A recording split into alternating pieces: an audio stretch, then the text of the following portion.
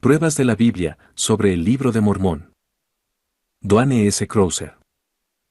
En esta parte veremos el apoyo de la Biblia, que según los santos de los últimos días, el Libro de Mormón es un libro inspirado de Dios.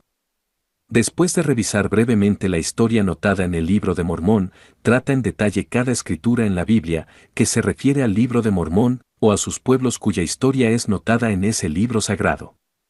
Explicaciones son hechos cuidadosamente con cada versículo, mostrando la evidencia profunda que profetas del Antiguo Testamento y Jesucristo mismo sabían que Dios estaba hablando a gente en áreas fuera del Medio Oeste, y que el Libro de Mormón algún día saldría como otro testigo de Jesucristo. El mensaje es presentado en una forma sencilla, y se termina con promesas escritas que muestran cómo ganar un testimonio inspirado de su veracidad. Pruebas de la Biblia sobre el Libro de Mormón. Mis hermanos, hermanas y amigos. Es un placer poder dirigirles la palabra sobre un tema de gran importancia. Pruebas de la Biblia sobre el Libro de Mormón.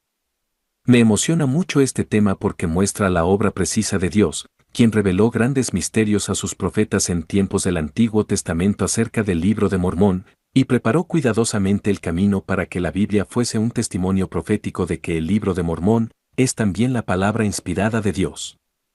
Quería que la humanidad supiera que el Libro de Mormón, junto con la Biblia, sería otro testigo de que Jesús es verdaderamente el Cristo, nuestro Señor, Salvador y Redentor, y Dios se valió de profecías de la Biblia, para testificar que el Libro de Mormón es escritura sagrada revelada e inspirada, igual en importancia que la Biblia, y que es una herramienta para conducirnos a Cristo.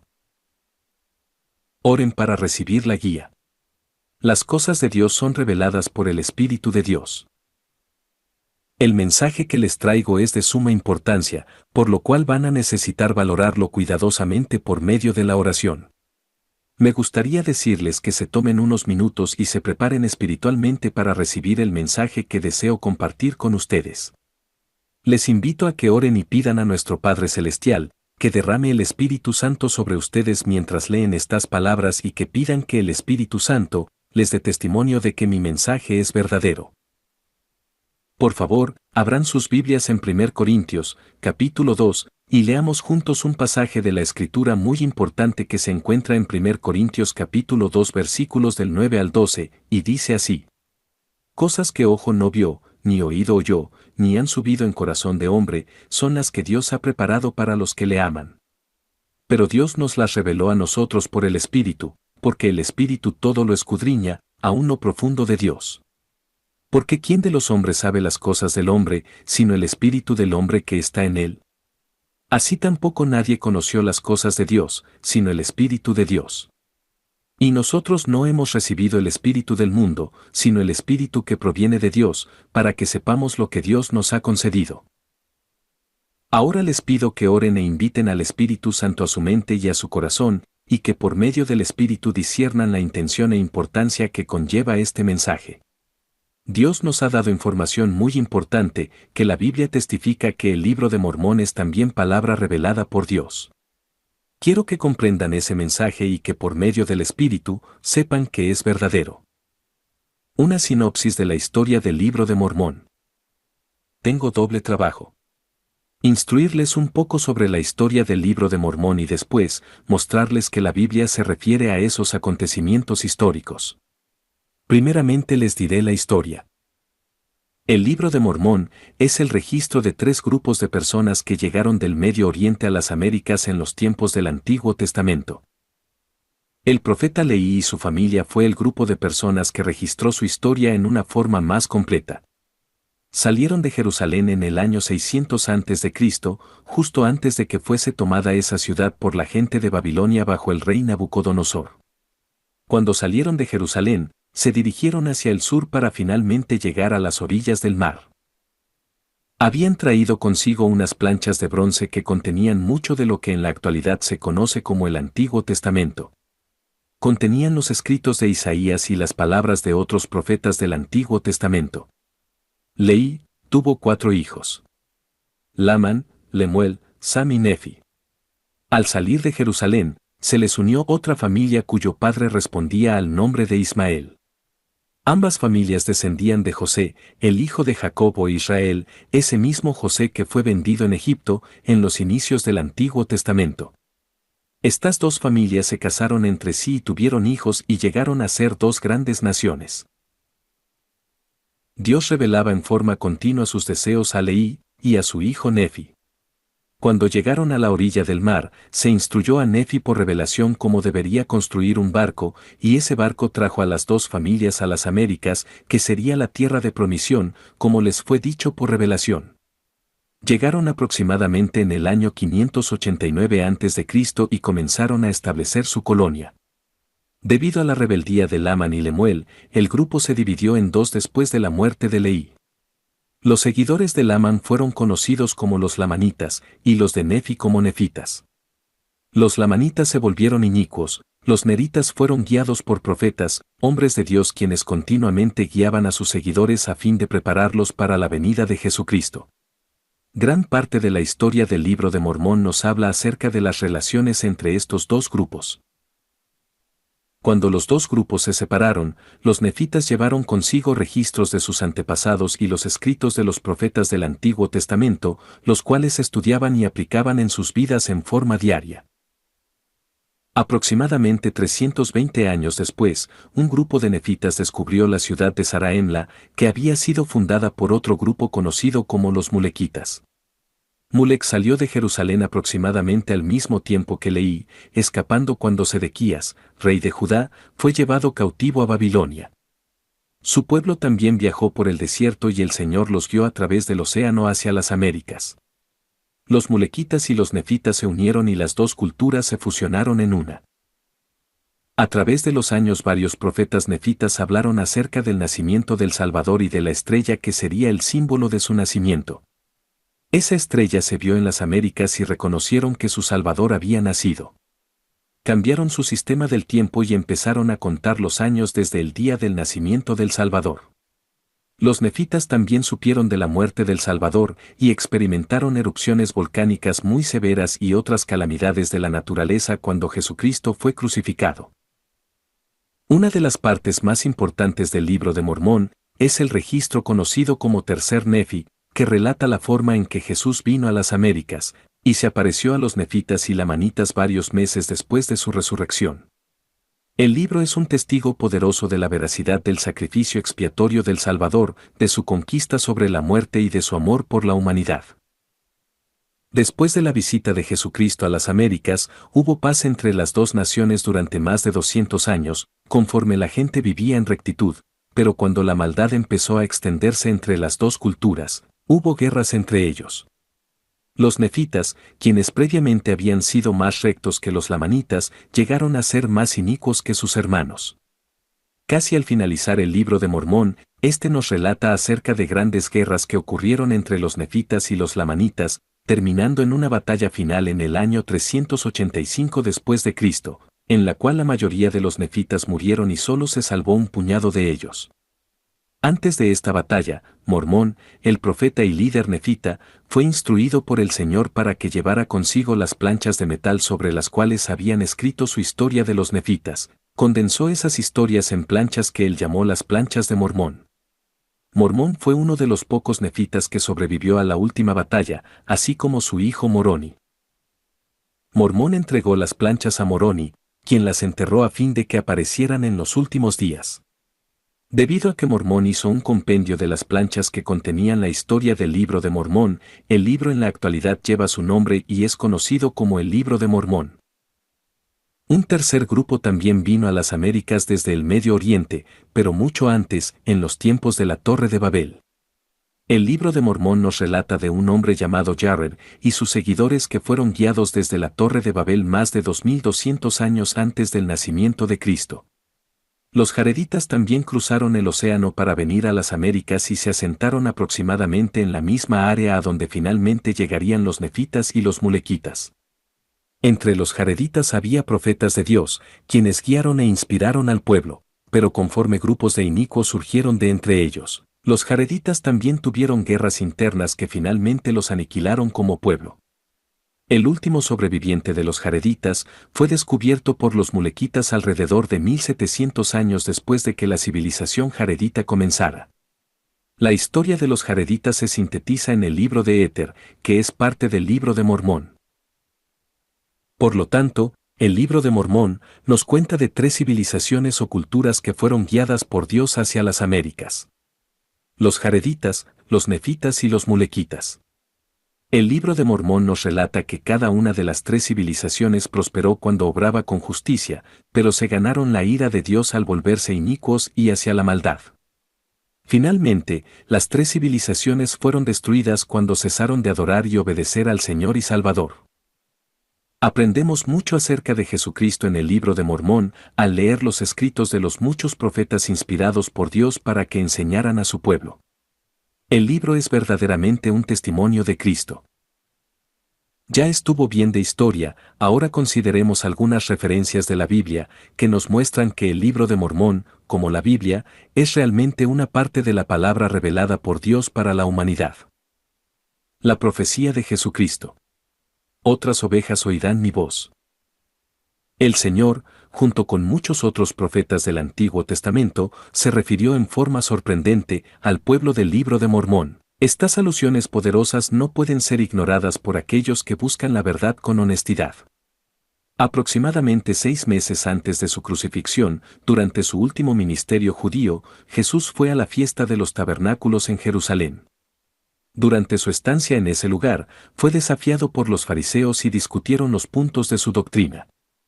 En Juan, capítulo 10, leemos acerca de la parábola del buen pastor diciéndoles: el que no entra por la puerta en el redil de las ovejas, sino que sube por otra parte, ese es ladrón y salteador. Mas el que entra por la puerta, el pastor de las ovejas es. A éste abre el portero, y las ovejas oyen su voz, y a sus ovejas llama por nombre, y las saca. Luego Jesús les dice: de cierto os digo, yo soy la puerta de las ovejas. Yo soy el buen pastor su vida da por las ovejas. En Juan 10, versículos 14 y 15 dice: yo soy el buen pastor, y conozco mis ovejas, y las mías me conocen, así como el Padre me conoce, y yo conozco al Padre, y pongo mi vida por las ovejas. Luego en Juan capítulo 10 versículo 16, leemos el versículo tan significativo donde Jesús se refiere al pueblo del que leemos en el libro de Mormón, y dijo: también tengo otras ovejas que no son de este redil, aquellas también debo traer, y oirán mi voz, y habrá un rebaño, y un pastor. En tercer Nefi, capítulo 15 del libro de Mormón, leemos las palabras de Jesucristo cuando visitó a los lamanitas y nefitas en las Américas después de su resurrección. Les dijo que sus antepasados habían sido separados de la casa de Judá debido a la iniquidad de los judíos. Les habló también de las otras tribus de la casa de Israel que habían sido separadas de la casa de Judá, y les dijo que debido a la iniquidad de los judíos, no pudieron conocer la ubicación de esas otras tribus. Luego en tercer Nefi, capítulo 15, versículos 21 al 24, les explicó el pasaje acerca de las otras ovejas a las que se refiere el capítulo 10 de Juan y les dijo: y de cierto os digo que vosotros sois aquellos de quienes dije: tengo otras ovejas que no son de este redil, aquellas también debo yo traer, y oirán mi voz, y habrá un rebaño y un pastor. Y no me comprendieron porque pensaron que eran los gentiles, porque no entendieron que, por medio de su predicación, los gentiles se convertirían. Ni me entendieron que dije que oirán mi voz, ni me comprendieron que los gentiles en ningún tiempo habrían de oír mi voz, que no me manifestaría a ellos sino por el Espíritu Santo. Mas he aquí, vosotros habéis oído mi voz y también me habéis visto, y sois mis ovejas, y contados sois entre los que el Padre me ha dado. Así que el libro de Mormón contiene la explicación de ese pasaje en Juan 10, el cual ha sido un misterio para los doctos en la Biblia durante cientos de años. Siempre se han preguntado quiénes son esas otras ovejas que no eran los judíos, pero sin embargo aún eran parte del rebaño de Jesucristo. Algunos han dicho que eran los gentiles, pero Jesús estuvo entre los gentiles solo una vez y dijo que él no había sido enviado a ellos. Leemos acerca de esto en Mateo, capítulo 15, cuando efectuó una breve visita a Tiro y Sidón, se le acercó una mujer cananea quien le dijo que sanara a su hija, El Salvador contestó en Mateo capítulo 15 versículo 24, no soy enviado sino a las ovejas perdidas de la casa de Israel. Y aunque sanó a la hija de esta mujer cananea, no tenemos ningún otro registro donde se mencione que Jesús ministró entre los gentiles. Su misión en aquella época era solo para Israel, y el pueblo del libro de Mormón eran sus otras ovejas. La profecía de Jacob. Los descendientes de José vendrían a los collados eternos. Encontramos otro pasaje bíblico con fuertes vínculos hacia el libro de Mormón en Génesis, capítulo 49. Recordemos algo sobre la historia del Antiguo Testamento para preparar el marco para esta profecía. Recuerden que Abraham era el padre de Isaac, y que Isaac era el padre de Jacob, y Jacob fue el padre de los hijos que llegaron a ser las cabezas de las 12 tribus de Israel. El Señor Jehová cambió el nombre de Jacob por el de Israel. Jacob tuvo un hijo que era particularmente notable. Fue José, el que fue vendido en Egipto por sus hermanos. Después de que José salvó al pueblo de Egipto y a todas las naciones a su alrededor de los efectos de los 7 años de hambruna, llegó a ser el segundo del faraón. Al final de Génesis leemos cómo Jacob, para entonces ya un anciano cercano al fin de sus días, pronunció bendiciones proféticas sobre sus hijos y sobre 2 de sus nietos. En Génesis, capítulo 49 encontramos esas bendiciones proféticas dadas a sus descendientes. En Génesis capítulo 49 versículos 22 al 26 se encuentran las palabras proféticas que pronunció acerca de los descendientes de José, y esas palabras describen hechos que sucedieron en los registros del libro de Mormón, y esto es lo que dice. Rama fructífera es José, rama fructífera junto a una fuente, cuyos vástagos se extienden sobre el muro. Le causaron amargura, le asaetearon. Y le aborrecieron los arqueros, mas su arco se mantuvo poderoso, y los brazos de sus manos se fortalecieron por las manos del fuerte de Jacob, por el nombre del pastor, la roca de Israel, por el Dios de tu padre, el cual te ayudará, por el Dios omnipotente, el cual te bendecirá con bendiciones de los cielos de arriba, con bendiciones del abismo que está abajo, con bendiciones de los pechos y del vientre. Las bendiciones de tu padre fueron mayores que las bendiciones de mis progenitores, hasta el término de los collados eternos serán sobre la cabeza de José y sobre la frente del que fue apartado de entre sus hermanos. Analicemos esta gran bendición, porque encontramos varias frases que se aplican solamente en el recuento de Leví y su pueblo, quienes fueron descendientes de José. El versículo 22 dice: Rama fructífera es José, rama fructífera junto a una fuente, cuyos vástagos se extienden sobre el muro. Veamos si podemos comprender esta frase. Rama fructífera es José quiere decir que iba a tener muchos descendientes. Iba a ser una rama fructífera junto a una fuente o junto al mar, y sus vástagos iban a extenderse sobre el muro. En la antigüedad, el pueblo de Israel era un pueblo de tierra, no de navegación, y el mar formaba un muro. Sin embargo, la profecía de José era que un vástago de la casa de José iba a cruzar ese muro, o sea, cruzar el mar. Y eso fue exactamente lo que sucedió cuando la familia de Leví construyó un barco y navegaron por el muro, que era el mar. Encontramos otra frase que es muy significativa. En el versículo 26 dice: Las bendiciones de tu padre fueron mayores que las bendiciones de mis progenitores, hasta el término de los collados eternos. ¿Qué quiere decir esto? Nos dice hacia dónde fueron los descendientes de José que cruzaron el gran océano. Si vemos un mapa mundial y buscamos la cordillera de montañas más grande, encontraremos los collados eternos. Esos collados eternos son las montañas que surgen del mar, muy al norte en la punta occidental de Alaska. Las montañas emergen del mar, luego hacen curva hacia Alaska y Canadá y los Estados Unidos, México y Centroamérica, y continúan hasta llegar a la punta de América del Sur, donde desaparecen nuevamente en el mar. Son verdaderamente collados eternos sin ningún principio o fin visibles. Es la cordillera más grande de la Tierra. Queda claro que Jacob sabía lo que sucedería con la colonia del Libro de Mormón, cuando predijo que algunos vástagos de José, no todos, sino algunos, se extenderían sobre el muro, que sus descendientes serían grandemente bendecidos, y que esas bendiciones serían mayores que las bendiciones de sus hermanos, porque se extenderían hasta el final de los collados eternos, cuando vinieran a las Américas. profetizó que esas bendiciones serían sobre la cabeza de aquel que fue apartado de entre sus hermanos. Ese es Leí. Nosotros creemos que vino con su pueblo y se establecieron en las Américas. Habrá algunos que no estén de acuerdo con esta interpretación, pero si deciden no estar de acuerdo, entonces tendrán que dar su propia explicación. Primero, ¿quiénes serían los vástagos de José que se extenderían sobre el muro? Segundo, ¿dónde estaba ese muro? Tercero, ¿dónde está la tierra de los collados eternos hacia donde se extenderían esos vástagos?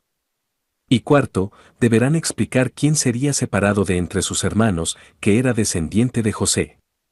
Ese es mi desafío hacia ellos, dar una explicación adecuada de estos 4 enunciados. Cuando leo los escritos de los estudiosos de la Biblia, me parece que no tienen ninguna respuesta a esas 4 preguntas. No pueden identificar quiénes eran los vástagos o cuál era el muro sobre el cual se extenderían, o dónde estaría la tierra de los collados eternos, o quién era el descendiente de José, que sería separado de entre sus hermanos. Sin embargo, encontramos todas esas respuestas en el libro de Mormón porque cumple las profecías de la Biblia. La profecía de Ezequiel. Palo de Judá y José se unirán. Encontramos una profecía en Ezequiel, capítulo 37 que también es muy significativa. En tiempos del Antiguo Testamento, cuando el pueblo quería tener un registro escrito, escribían en pergaminos o papiros. Tomaban esos papiros y los enrollaban en palos para que cuando se refirieran a un registro escrito, lo llamaran palo. En el capítulo 37 de Ezequiel encontramos una profecía de cómo habría un registro de Judá, que es la Biblia, y también otro registro, de José. Y la profecía dice que esos registros serían unidos en los últimos días y que cuando llegase el tiempo de que se juntasen, sucederían otros acontecimientos. La restauración de la casa de Israel y de la casa de Judá para que viviesen juntos en la tierra de Israel, la construcción del tabernáculo del Señor o un templo en ese lugar, y el reinado de un rey que respondería al nombre de David, quien sería su gobernante en los últimos días. Esta es una de las profecías más significativas que tenemos en la Biblia, concerniente a los acontecimientos de los últimos días. Leamos ahora la parte que habla de los 2 registros, el palo de Judá y el palo de José, y la encontramos en Ezequiel capítulo 37 versículos 15 al 20. Dice: Vino a mi palabra de Jehová, diciendo: Hijo de hombre, toma ahora un palo, y escribe en él. Para Judá, y para los hijos de Israel sus compañeros. Toma después otro palo, y escribe en él. Para José, palo de Efraín, y para toda la casa de Israel sus compañeros. Júntalos luego el uno con el otro, para que sean uno solo, y serán uno solo en tu mano. Y cuando te pregunten los hijos de tu pueblo, diciendo: ¿No nos enseñarás qué te propones con eso? Diles: así ha dicho Jehová el Señor. He aquí, yo tomo el palo de José que está en la mano de Efraín, y a las tribus de Israel sus compañeros, y los pondré con el palo de Judá, y los haré un solo palo, y serán uno en mi mano. Y los palos sobre que escribas estarán en tu mano delante de sus ojos. Esta es una profecía de que los registros de Judá, o sea la Biblia, y el registro de José serán unidos. Después, vendrá el tiempo cuando la casa de Israel será reunida y Judá e Israel habitarán juntos en la tierra de Israel. Sabemos cuál es el palo de Judá, es la Biblia. Pero ¿quién más, aparte de los santos de los últimos días, ofrece explicación alguna acerca de lo que es el palo de José? Vemos que el libro de Mormón es el registro de José, pero nadie más reclama nada acerca de cuál registro cumple con esta gran profecía. Nefi hizo una profecía en el libro de Mormón que explica la forma en la que el Señor reunirá los registros de las varias partes de la casa de Israel.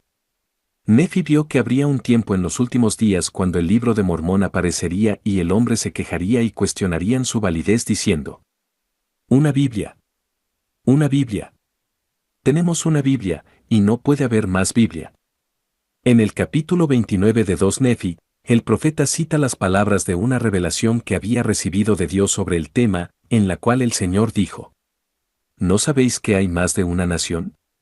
¿No sabéis que yo, el Señor vuestro Dios, he creado a todos los hombres, y que me acuerdo de los que viven en las islas del mar, y que gobierno arriba en los cielos y abajo en la tierra? Y manifiesto mi palabra a los hijos de los hombres, sí, sobre todas las naciones de la tierra. ¿Por qué murmuráis por tener que recibir más de mi palabra? ¿No sabéis que el testimonio de dos naciones os es un testigo de que yo soy Dios, que me acuerdo tanto de una nación como de otra? Por tanto, hablo las mismas palabras, así a una como a otra nación. Y cuando las dos naciones se junten, el testimonio de las dos se juntará también. Y hago esto para mostrar a muchos que soy el mismo ayer, hoy y para siempre, y que declaro mis palabras según mi voluntad.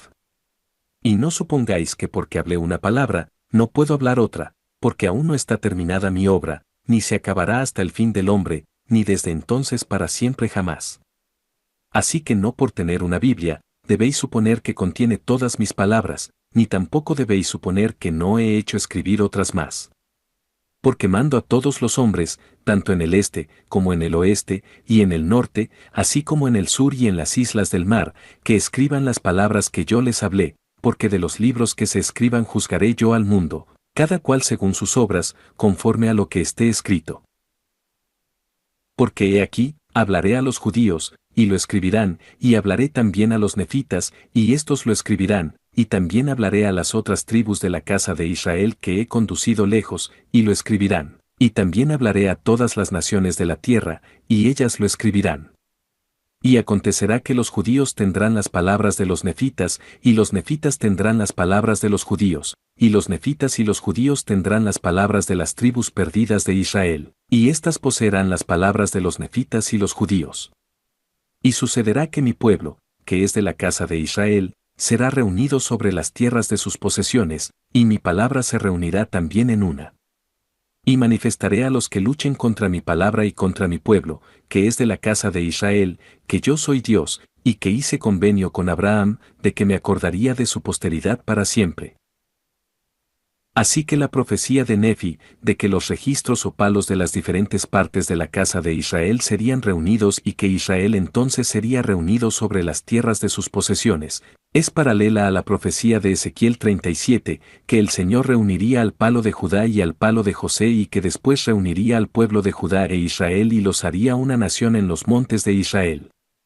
La Biblia y el libro de Mormón son testigos paralelos de la obra de Dios en los últimos días. La profecía del salmista. La verdad brotará de la tierra. Hay otras profecías de la Biblia que hablan acerca del libro de Mormón. Muchas de ellas hacen alusión a la manera en la que el libro de Mormón aparecería. A fin de poder entender esas profecías, es necesario que sepan un poco más acerca de cómo el libro de Mormón fue restaurado a la tierra en estos últimos días. En el año de 1823, en la noche del 21 de septiembre, un joven llamado José Smith fue visitado en su habitación en Manchester, Nueva York, por un ser angelical quien se identificó como Moroni. Este Moroni era el mismo hijo de Mormón, quien había enterrado las planchas de Mormón, hacía más de 1400 años después de la batalla final en la que la mayoría del pueblo nefita fue destruido. Ahora, como ser resucitado, Moroni había regresado a preparar el camino para la restauración aquí en la tierra de este registro tan importante. Durante la noche del 21 de septiembre, Moroni visitó a José Smith 3 veces y le dijo acerca de la misión que tendría que desempeñar, y en la visión le mostró el lugar donde estaban enterradas las planchas, a fin de que las pudiera obtener. Después, una vez al año, durante 4 años, Moroni se reunió con José en el lugar donde habían sido enterradas las planchas, y le enseñó y le preparó para poder obtenerlas y traducirlas a un lenguaje moderno por medio del don y el poder de Dios. Finalmente, el 22 de septiembre de 1827, José sacó las planchas que habían sido enterradas por Moroni en un cerro cerca de su casa, y Moroni vio que José sacaba las planchas de la tierra y se preparaba para llevarlas y guardarlas en su casa. En el Salmo 85 versículo 11, se hace una alusión muy interesante a este evento y dice: La verdad brotará de la tierra, y la justicia mirará desde los cielos. ¿Qué otro evento existe en la historia de la humanidad donde diga que un ser angelical miraría desde los cielos al ser sacadas de la tierra las palabras de Dios? No existe registro alguno en la historia que específicamente cumpla con esta declaración profética. Nuevamente, la respuesta a la profecía de la Biblia se encuentra solamente en el libro de Mormón. La profecía de Isaías. La restauración y la aparición del Libro de Mormón. Una de las profecías bíblicas más significativas se relaciona no solo con los acontecimientos del Libro de Mormón, sino con la aparición del mismo en los últimos días. Nuevamente, a fin de comprender la profecía, es necesario que sepamos la historia de cómo salió a la tierra el Libro de Mormón. La primera visión que Dios otorgó a José Smith fue cuando éste era un joven de menos de 15 años, en la primavera de 1820. Debido a que estaba muy preocupado acerca de a qué iglesia unirse, José se fue al bosque cerca de su casa en la parte norte del estado de Nueva York, y allí lo visitaron dos personajes celestiales. Al escribir su visión lo hizo así. Vi en el aire arriba de mí a dos personajes, cuyo fulgor y gloria no admiten descripción. Uno de ellos me habló, llamándome por mi nombre y dijo señalando al otro: Este es mi hijo amado. Escúchalo. Había sido mi objeto recurrir al Señor para saber cuál de todas las sectas era la verdadera, a fin de saber a cuál unirme. Por tanto, luego que me hube recobrado lo suficiente para poder hablar, pregunté a los personajes, cuál de todas las sectas era la verdadera, y a cuál debía unirme. Se me contestó que no debía unirme a ninguna, porque todas estaban en error, y el personaje que me habló dijo que todos sus credos eran una abominación a su vista, que todos aquellos profesores se habían pervertido, que con sus labios me honran, pero su corazón lejos está de mí, enseñan como doctrinas los mandamientos de los hombres, teniendo apariencia de piedad, mas negando la eficacia de ella. De nuevo me mandó que no me uniera a ninguna de ellas, y muchas otras cosas me dijo que no puedo escribir en esta ocasión. Ya he descrito brevemente la segunda serie de manifestaciones que José recibió desde septiembre de 1823 hasta septiembre de 1827, cuando las planchas finalmente le fueron entregadas. Lo que vino después fue la traducción de dichas planchas por medio del don y el poder de Dios. Cuando las recibió, se dio cuenta de que 2/3 de las planchas estaban selladas y que no le era permitido abrir o examinar la parte sellada de estas. En los días subsecuentes, empezó a traducir utilizando herramientas de traducción que habían sido enterradas junto con las planchas y que se llamaban Urim y Tumim. Al comenzar la traducción, un amigo que le había ayudado, Martin Harris, le solicitó copia de los caracteres de las planchas y parte de la traducción que había hecho para mostrárselas a varios lingüistas distinguidos en la ciudad de Nueva York, y obtener su opinión acerca de la validez de la traducción. Martin obtuvo copia de los caracteres y visitó en Nueva York al profesor Charles Anton, a quien mostró los caracteres. Después de examinar tanto los caracteres como la traducción, el profesor Anton le entregó un documento en el que certificaba que los escritos eran auténticos en egipcio, caldeo, asirio y árabe, así como la traducción. Martin Harris metió el papel en su bolsillo y se disponía a salir cuando Anton lo llamó y le preguntó cómo había obtenido José Smith las planchas de oro que estaban en el cerro. Él le explicó que un ángel de Dios le había revelado el lugar al profeta. El doctor Anton le dijo: «Déjame ver el certificado». Y cuando Martín se lo entregó, lo hizo pedazos diciendo que ya no existían cosas tales como la ministración de ángeles y que si le llevaba las planchas, él las traduciría. Cuando Martín le informó que parte de las planchas estaban selladas y que le era prohibido llevarlas, el doctor Anton contestó con palabras que eran el cumplimiento de la profecía: «No puedo leer un libro sellado». Luego Martin Harris visitó al doctor Mitchell, quien confirmó lo que el profesor Anton había dicho respecto de los caracteres y la traducción. Uno de los pasajes más emocionantes en todo el Antiguo Testamento es Isaías 29, que se refiere en detalle a estos incidentes. Déjenme leerles Isaías 29 versículos 11 al 14. «Y os será toda visión como palabras del libro sellado, el cual si dieren al que sabe leer, y le dijeren, lee ahora esto, él dirá: no puedo, porque está sellado. Y si se diere el libro al que no sabe leer, diciéndole, lee ahora esto, él dirá, no sé leer. Dice, pues, el Señor. Porque este pueblo se acerca a mí con su boca, y con sus labios me honra, pero su corazón está lejos de mí, y su temor de mí no es más que un mandamiento de hombres que les ha sido enseñado. Por tanto, he aquí que nuevamente citaré yo la admiración de este pueblo con un prodigio grande y espantoso, porque perecerá la sabiduría de sus sabios, y se desvanecerá la inteligencia de sus entendidos. ¡Qué profecía tan maravillosa! No solo se refiere a la primera visión de José Smith, cuando fue visitado por Dios el Padre y su Hijo, el Señor Jesucristo, sino también al incidente cuando Martin Harris llevó los caracteres del Libro de Mormón y los mostró al Dr. Anton. Examinemos esto en detalle, dice, y os será toda visión como palabras del libro sellado. Esta es una declaración realmente maravillosa, como maravilloso es el alcance del Libro de Mormón, ¿no creen? La visión de todos. Y también fíjense que el libro que daría cumplimiento a esa promesa sería un libro sellado. Los estudiosos de la Biblia han estado luchando con esta frase durante años. Y la profecía nos dice que las palabras del libro serían enviadas a alguien que fuera versado diciendo: lee esto, y él contestaría: no puedo, porque está sellado, y esas fueron casi exactamente las palabras del versado Dr. Anton.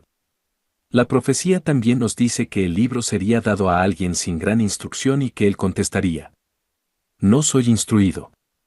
Nosotros creemos que esa persona era José Smith, quien realmente estaba preocupado por su falta de preparación académica, pero a quien le fue dada la habilidad y capacidad para traducir el Libro de Mormón por medio del don y el poder de Dios.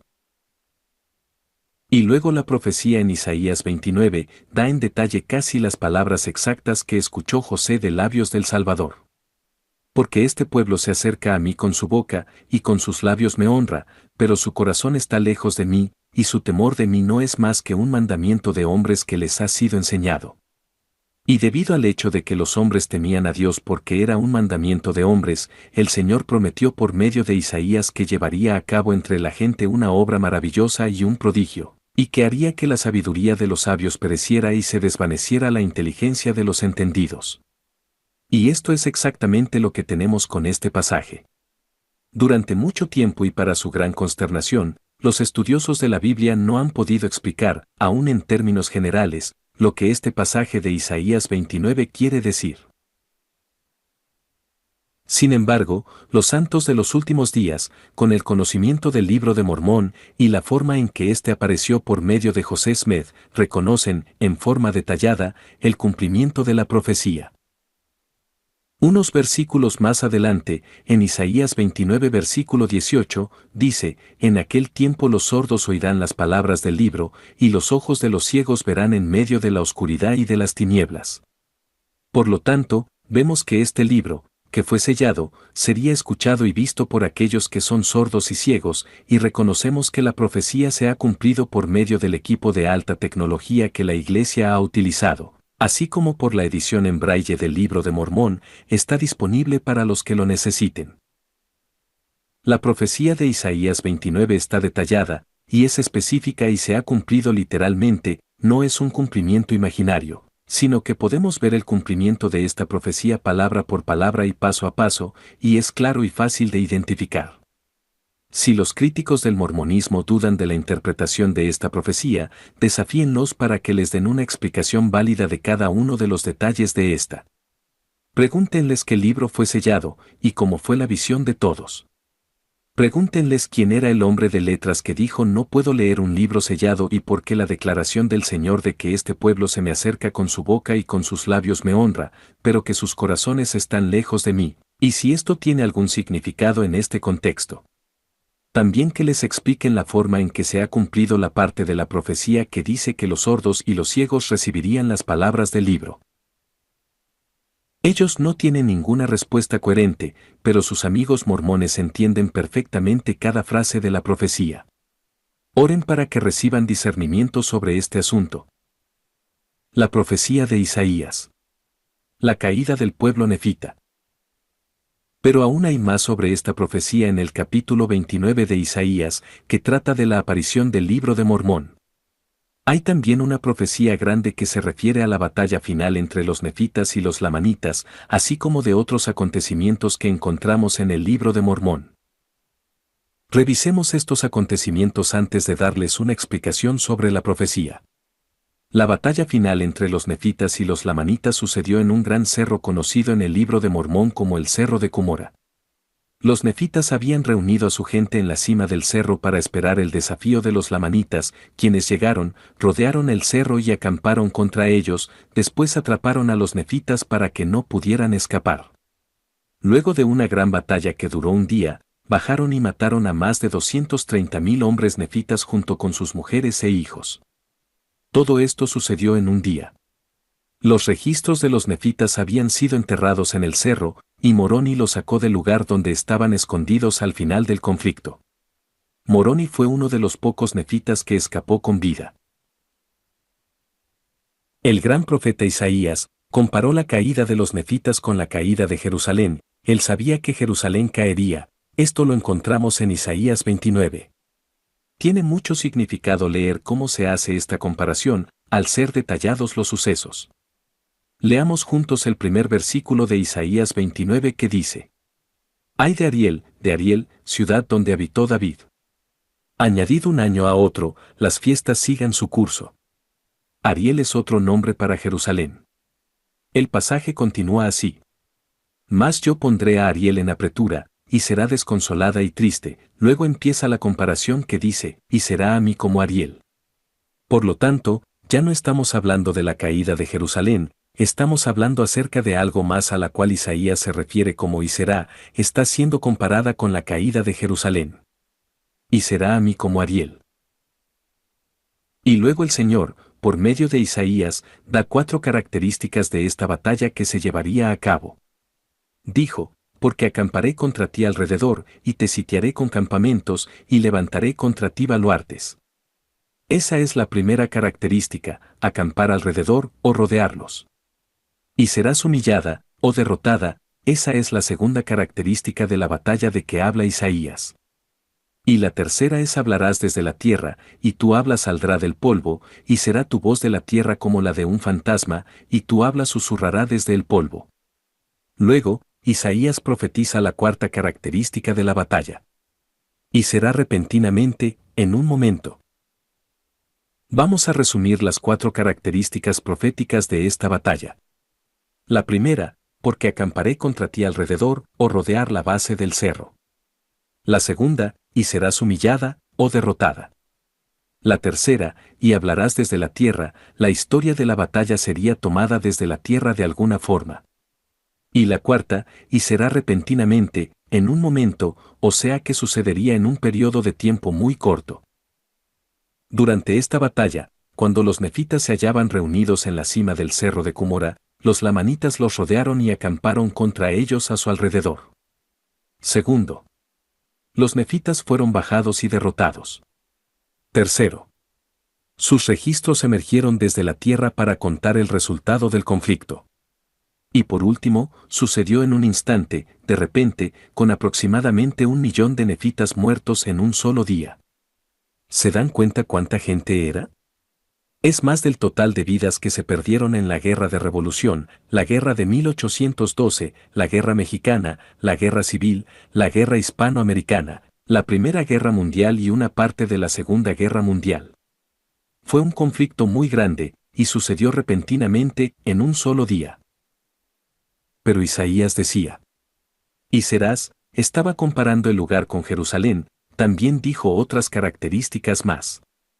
En Isaías 29 versículo 6 dijo, serás visitada con truenos, con terremotos y con gran ruido, con torbellino y tempestad, y llama de fuego consumidor.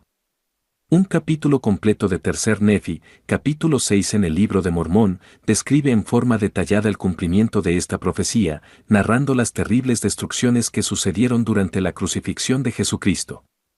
Por supuesto, hubo un cumplimiento específico de esta profecía cuando Isaías se refirió a ella como y serás, lugar que estaba comparando con Jerusalén. La profecía de Isaías. No habrá revelación durante la gran apostasía.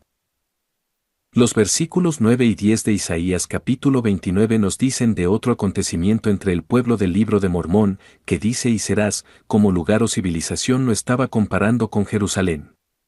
Dijo, deteneos y maravillaos, ofuscaos y cegaos, embriagaos, y no de vino, tambalead, y no de sidra. Porque Jehová derramó sobre vosotros espíritu de sueño, y cerró los ojos de vuestros profetas, y puso velo sobre las cabezas de vuestros videntes. Esto es lo que sucedió en las Américas, cuando los nefitas fueron destruidos y sus profetas llevados de entre ellos. Esta gran destrucción en las Américas fue causa de hambre por escuchar las palabras del Señor, así que por más de 1400 años no tuvieron la bendición de ser guiados por sus profetas y videntes. La restauración del Libro de Mormón, el registro de la relación de Dios con su pueblo en las Américas, inició el proceso de quitar la obscuridad espiritual que había y que prevalecía, como ya hemos leído en el versículo 11, y os será toda visión como palabra del libro sellado. Resumamos, pues, las muchas profecías específicas que se cumplieron por medio del Libro de Mormón y su restauración, como encontramos en Isaías 29.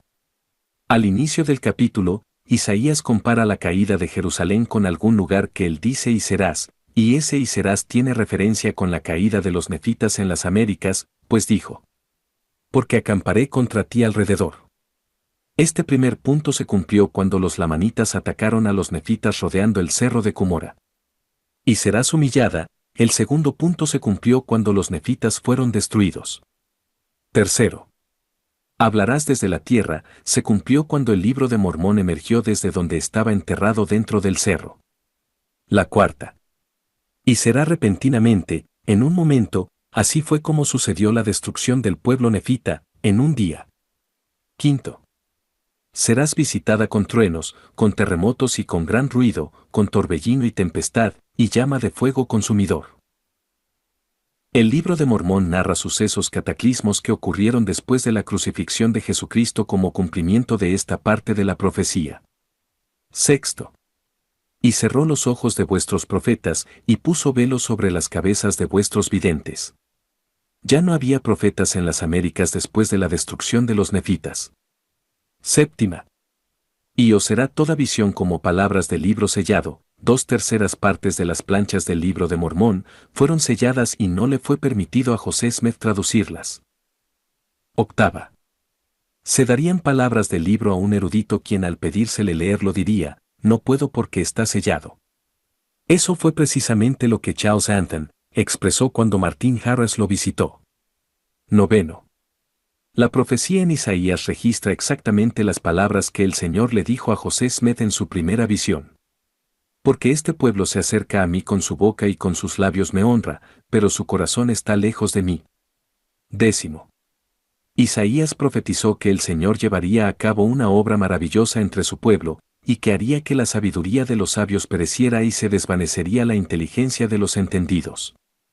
Durante muchos años, los estudiosos de la Biblia no han tenido la capacidad para entender estas profecías que hacen referencia al Libro de Mormón porque no saben la forma en que se dio su cumplimiento.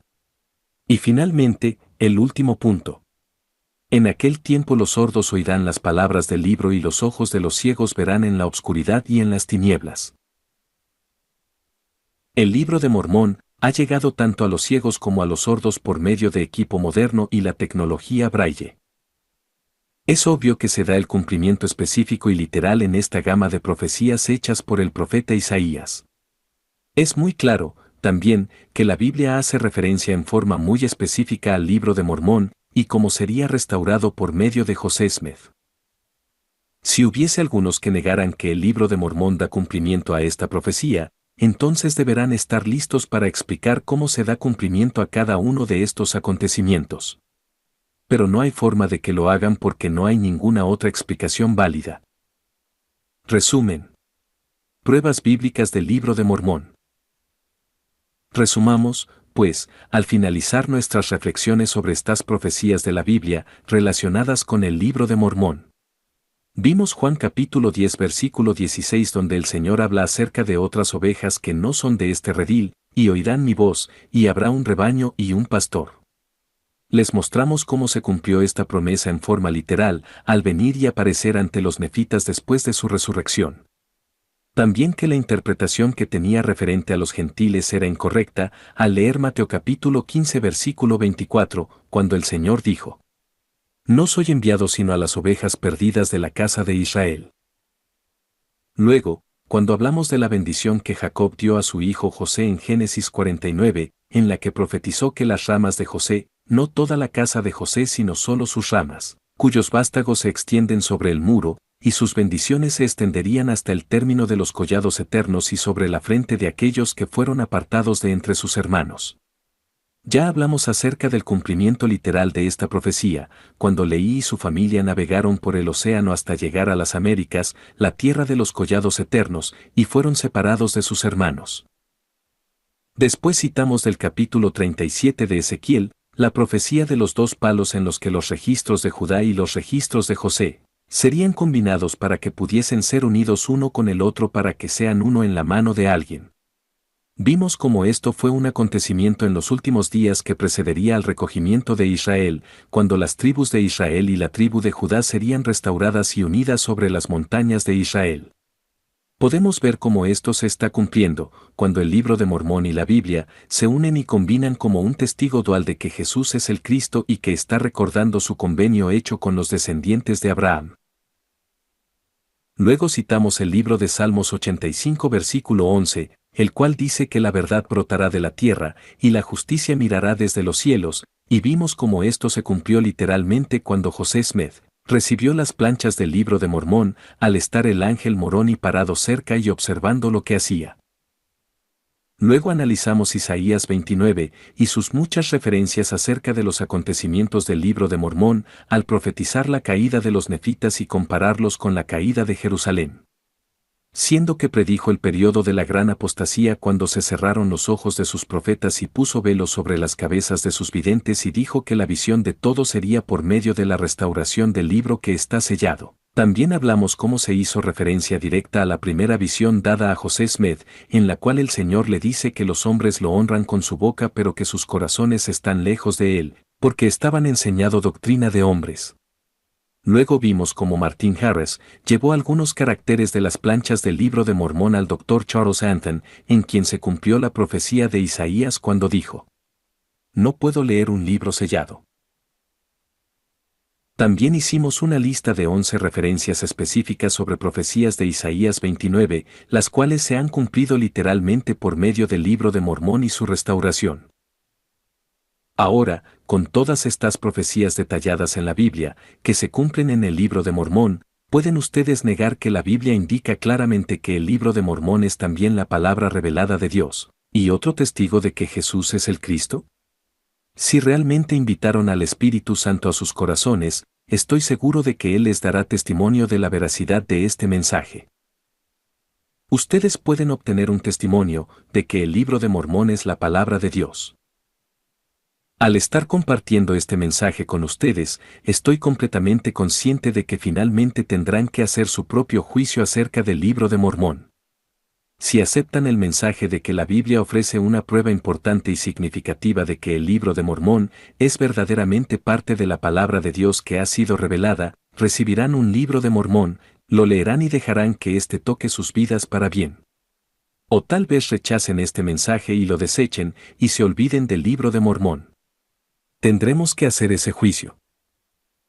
Ustedes saben que Moroni fue el último profeta que escribió en el libro de Mormón, y que fue el mismo ser que regresó y restauró los registros nefitas a José Smith. Escribió algo muy importante acerca del juicio y lo encontramos en el libro de Mormón, en Moroni capítulo 7 versículos 13 al 16 y dice así: "Mas he aquí, lo que es de Dios invita e induce a hacer lo bueno continuamente, de manera que todo aquello que invita e induce a hacer lo bueno, y a amar a Dios y a servirle, es inspirado por Dios.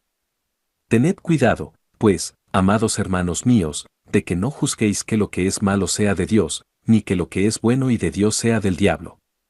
Pues he aquí, mis hermanos, os es concedido juzgar, a fin de que podáis discernir el bien del mal, y la manera de juzgar es tan clara, a fin de que sepáis con un perfecto conocimiento, como la luz del día lo es de la obscuridad de la noche. Pues he aquí, a todo hombre se da el Espíritu de Cristo para que sepa discernir el bien del mal, por tanto, os muestro la manera de juzgar, porque toda cosa que invita a hacer lo bueno, y persuade a creer en Cristo, es enviada por el poder y el don de Cristo, por lo que sabréis, con un conocimiento perfecto, que es de Dios". Nefi, un profeta del libro de Mormón, dio testimonio de los escritos que dejó. Su testimonio es típico de los escritos de todos los profetas del libro de Mormón. En 2 Nefi capítulo 33 versículos 10 y 11 dice: Y ahora bien, mis amados hermanos, y también vosotros los judíos y todos los extremos de la tierra, escuchad estas palabras y creed en Cristo, y si no creéis en estas palabras, creed en Cristo. Y si creéis en Cristo, creeréis en estas palabras, porque son las palabras de Cristo, y Él me las ha dado, y enseñan a todos los hombres que deben hacer lo bueno. Y si no son las palabras de Cristo, juzgad, porque en el postrer día Cristo os manifestará con poder y gran gloria que son sus palabras, y ante su tribunal nos veremos cara a cara, vosotros y yo, y sabréis que Él me ha mandado escribir estas cosas. Este es un testimonio sobre el cual necesitan reflexionar. Algún día, en el gran juicio de Dios, sabremos con seguridad que el libro de Mormón es la palabra de Dios, pero ustedes seguramente lo pueden saber mucho antes. Lo pueden saber en cosa de días, como miles de personas lo han sabido con anterioridad. ¿Cómo? Lean el libro de Mormón y conforme lo hagan, pídanle a Dios, en oración, que abra sus mente y su corazón, y que les diga si el libro es verdaderamente su palabra, y Él les dirá, se los testifico. Me lo testificó a mí y he visto cómo lo ha testificado a otras personas en cientos de situaciones. Es un hecho. Es verdadero. Y el libro es también verdadero. La promesa de Moroni. Pidan a Dios con verdadera intención. ¿Saben ustedes que Moroni escribió realmente una promesa en ese sentido y la encontramos en el libro de Mormón? Esa promesa ha sido leída y aplicada por millones de personas durante los últimos 180 años y más, y ustedes también lo pueden hacer. La encontramos en Moroni 10 versículos 4 y 5, y dice así. Y cuando recibáis estas cosas, quisiera exhortaros a que preguntéis a Dios el Eterno Padre, en el nombre de Cristo, si no son verdaderas estas cosas, y si pedís con un corazón sincero, con verdadera intención, teniendo fe en Cristo, Él os manifestará la verdad de ellas por el poder del Espíritu Santo, y por el poder del Espíritu Santo podréis conocer la verdad de todas las cosas. Esa es la promesa del libro de Mormón. Por favor, lean el libro y aplíquenlo en sus vidas. Es una experiencia maravillosa recibir la guía y revelación de Dios, y esta es la mejor manera que conozco de tener esta bendición en sus vidas.